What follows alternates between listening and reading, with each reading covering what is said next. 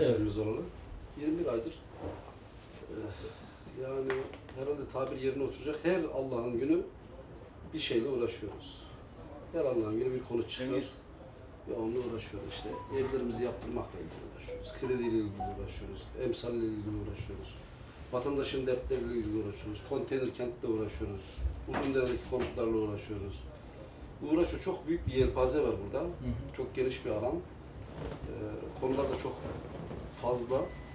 Şükür. O konuda vatandaşın tabiri caizse bir başvuru mekanı, makamı haline gelmiş olması da birbirine iyi değil. Bunun uzaması, asıl işi yapması gereken. Şimdi biz dedik sizi bir ziyaret edelim. Evet, biz şu anda icra makamında değiliz. Bizim elimizde herhangi bir çözüm yok, çözüm adı. Yani doğruya çözümümüzü icra edecek bir pozisyonda değiliz. Fakat sizin sorunlarınızı dinleyip yerel yönetim ya da merkezi yönetim, yani Ankara'daki hükümet ya da buradaki belediye taahhüt eden kısımları nedir ya da diğer kurumlar.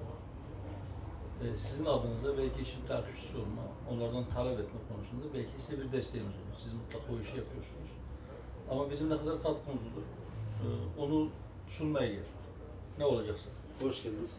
Hoş bulduk. Oraya hiç gidemeyeceksek en azından basın aracılığıyla belki sizin derdinizi, sizin sorunlarınızı biz de dile getirmiş oluruz. Sorunları çözme makamında olan kişilerin baskı oluşturma noktasında bu dağın üzerine bir çakı taşı da belki biz koymuş oluruz. Dolayısıyla bizim en temel söylemlerimizden bir tanesi şudur. Dürüst siyaset, gerçek adalet. İnşallah biz kimseyi kandırmayacağız. Hiç kimseyi kandırmaya niyetimiz yok. O yüzden kendi gücümüzün farkındayız. Ülkenin gerçekliklerinin farkındayız. Ama siyasette de bazı şeyler baskı olmazsa çok ağır yürüdüğünün de farkındayız. Baskı olduğunda biraz belki hızlanır. Ne kadar öne çekebiliriz bilmiyoruz ama bir haftada öne çekebilsek. Biz evet dertlerimizi dile getiriyoruz abi. Sizin söylediğiniz gibi baskı unsuru oluşmazsa dertler söylendiğiyle kalıyor. İşte biz de bu zamana kadar bir emsal artışı gerçekleştirdik burada %20 oranında büyük. Parsel bazlı, ada bazlı %30 oranında. 10 yılda 9.000 lira ödemesi gerekiyor. Oysa ki bir tane bir dairenin imalatı 1 milyon lira. 400.000 lira çektik, 9.000 lira ödüyoruz. 600.000 lirayı ne yapacağız? Bu 600.000'in işte 300.000'ini emsalden düşersek eğer diyoruz. Geri kalan 200.000'i de nereden çekeceğiz, nereden?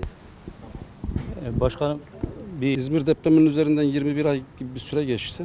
Bizim burada 79.272 adet bağımsız bölümümüz hasar gördü. Ağır ve orta hasar şeklinde.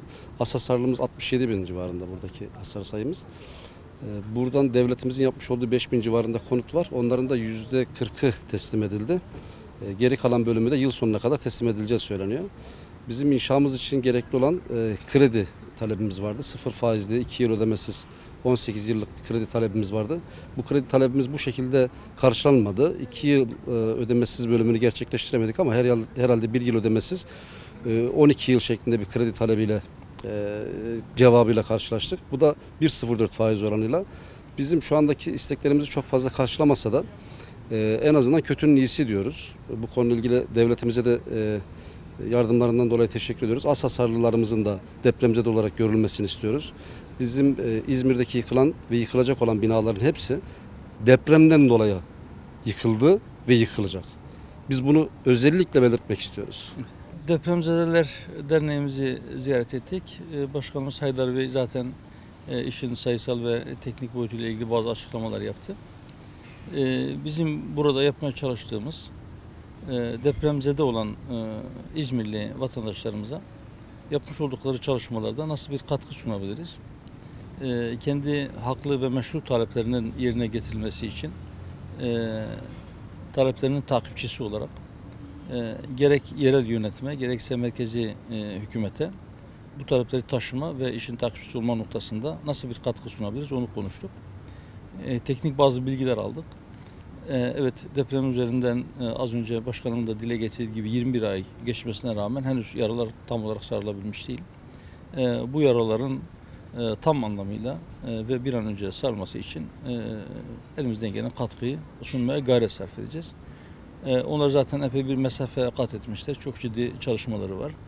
Belki onların o oluşturduğu dağın üzerine bir çakıl taşı koyma mesafesinde de olsa biz de inşallah katkımızı vermeye gayret sarf edeceğiz. Tekrar görüşmek üzere inşallah. İnşallah daha güzel bir vesileyle. Ayağınıza sağlık. İnşallah sonuç almış bir şekilde. İnşallah. Allah'a emanet olun. Sağ olun sizler de.